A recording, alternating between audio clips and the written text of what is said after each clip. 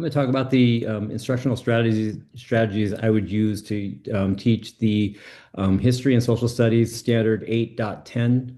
Um, I'm using the Battle of the Angle at the Battle of Gettysburg on July the 3rd, 1863.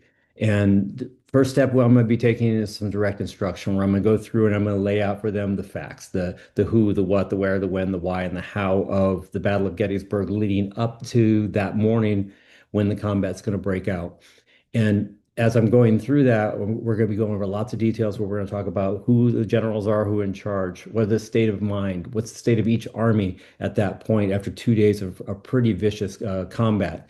What's the thoughts that are going through the minds of the people locally in the city. And then we're going to go through and give them all of those details, make sure that they've got that information. We were doing Quizlets and things like that accompany that.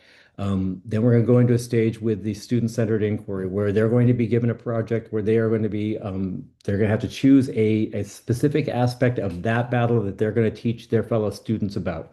And it's going to be their job to create a model and set up the questions and the way that they want to tell the story. They're going to figure out which story exactly they want to tell, how to get to all those details, then how to present it to their fellow students. They're going to be asked to actually choose a location where they would stand on the battlefield or adjacent to it, and actually how where they would stand, where they would want their audience to stand as they were doing this whole process, because this locks in there cognitively. This makes them think about what exactly I want to tell.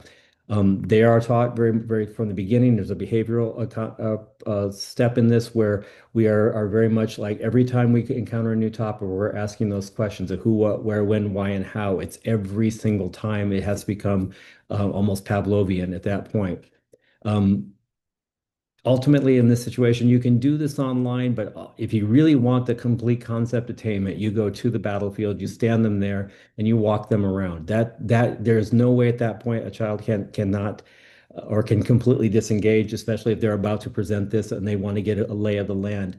This locks things into their brain in a way that's a little bit more long lasting than anything I've ever been able to do in the past. So this is a method we've used in the past, and it's actually been quite successful. We've done it all kind of all over the world with this, and it's worked quite well with students. But that's the way I would go ahead and approach this if I was going to be teaching to fit that standard.